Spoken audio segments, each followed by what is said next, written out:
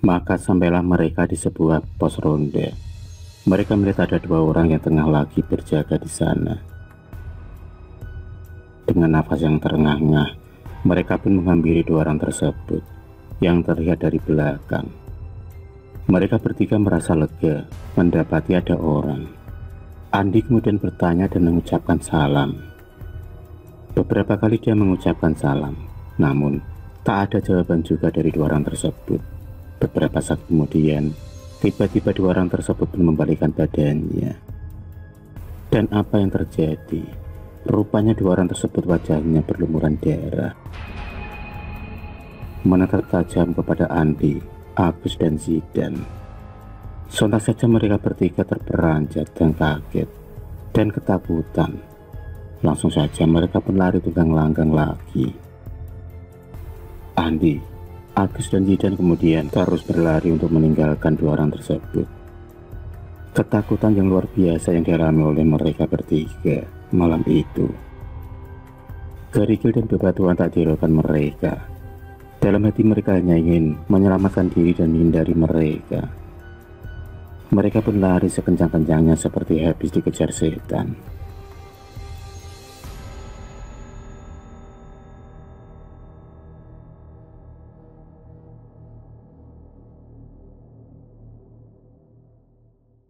Maka sampailah mereka di depan sebuah rumah yang agak besar. Mereka berharap akan mendapatkan pertolongan dari si pemilik rumah. Dengan memberanikan diri, mereka pun kemudian mengetuk pintu rumah tersebut.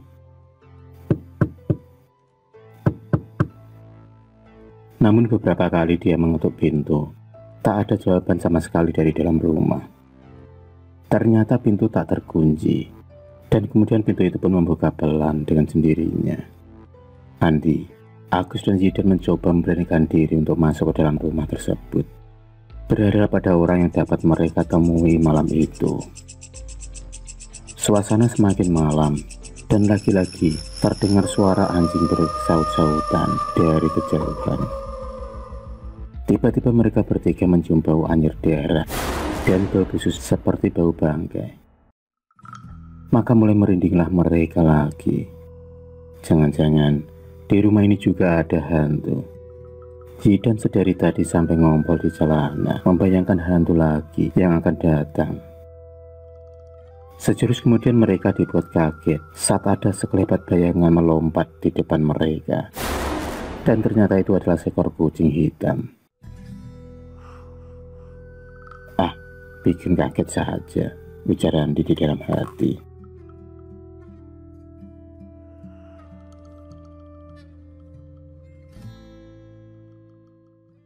Rasa deg-degan masih mereka rasakan berkecamuk dalam hati mereka. Rasa merinding pun terbukti juga terasa pada mereka lagi. Belum hilang rasa takut mereka, tiba-tiba dari arah pojok dapur terlihat sosok pocong yang berdiri memandang mereka. Mata merah yang melihat mereka, muka yang hancur dan penuh darah di mana-mana.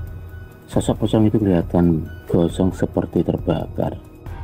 Andi yang melihat pertama kali langsung pingsan seketika saat itu.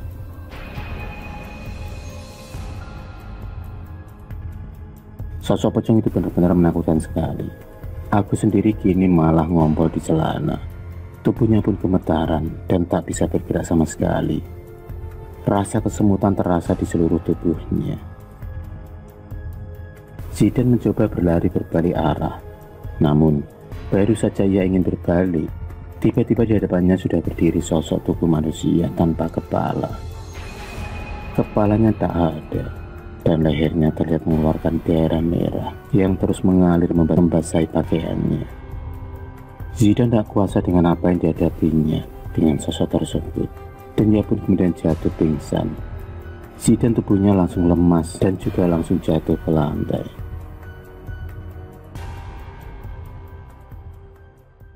Pagi pun tiba. Terdengar suara burung kecil yang bersaut-sautan. Agus, Andi dan Zidan terbangun. Samar-samar dalam pandangan mereka seorang kakek tua dan anak gadis cantik di hadapan mereka.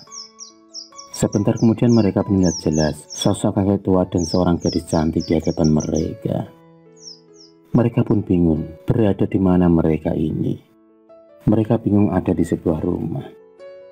Agus tiba-tiba bertanya kepada kakek tua itu, "Kek, kami ada di mana? Siapa kakek dan apa yang terjadi dengan kami bertiga?" Tanya Agus penasaran. "Kamu ada di rumah kakek, Nak. Semalam kamu pingsan di pinggir desa. Kamu bertiga tergeletak di bawah pohon besar di dekat tugu desa," jawab kakek tersebut. Agus pun kemudian menceritakan semua apa yang dia alami. Agus menceritakan bagaimana mereka bertiga masuk dan pada sebuah kampung yang ada para penduduknya, dan mereka mendapatkan teror gangguan dihantui di kampung tersebut. Banyak hantu-hantu yang mengejar mereka hingga mereka pun ketakutan luar biasa.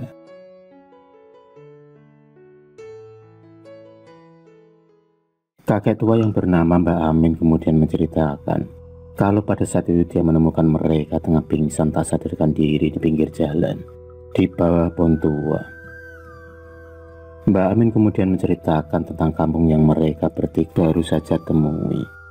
Kampung yang penuh cerita menyayat hati dan tragedi yang terjadi pada penduduk kampung tersebut. Kampung tersebut sudah lama mati, tak berpenghuni. Tak ada orang yang meninggali kampung tersebut.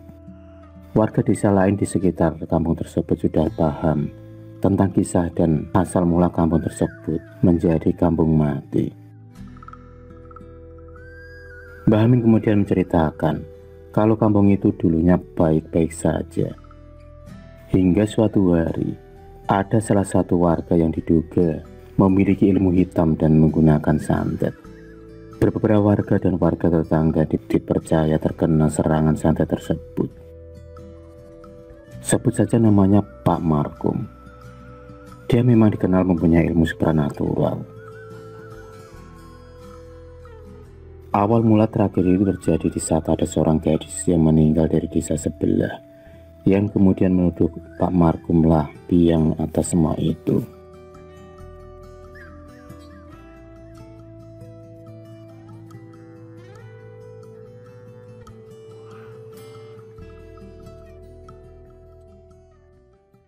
Sebagian warga kampung banyak yang tak suka dengan Pak Markum, tapi sebagian juga ada yang berpihak pada Pak Markum. Malam itulah kisah tragis itu terjadi.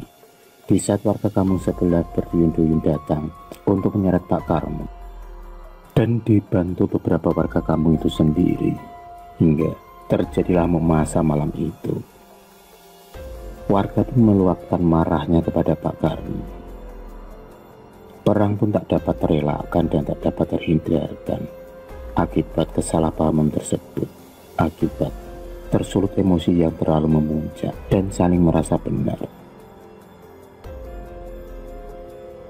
Akibatnya banyak korban yang berjatuhan meninggal dengan luka yang parah dengan senjata tajam. Dan tepat malam itu kampung itu menjadi saksi ajang pertumpahan darah. Ratusan orang meninggal dalam kondisi yang mengenaskan. Terlihat tubuh mereka berserakan penuh luka di mana-mana.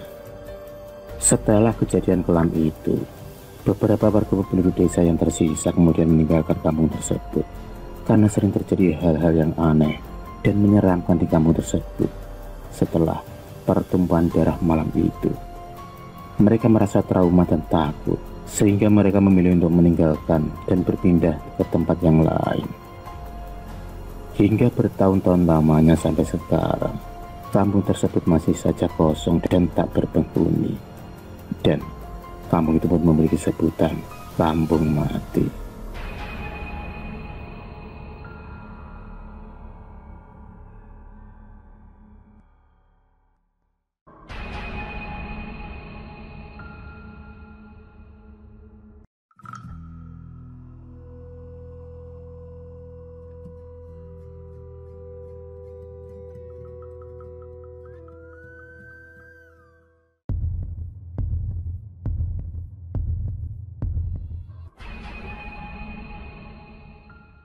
Terima kasih sudah menonton video cerita bergambar ini. Klik subscribe untuk terus berlangganan video-video cerita bergambar selanjutnya. Semangat berkarya.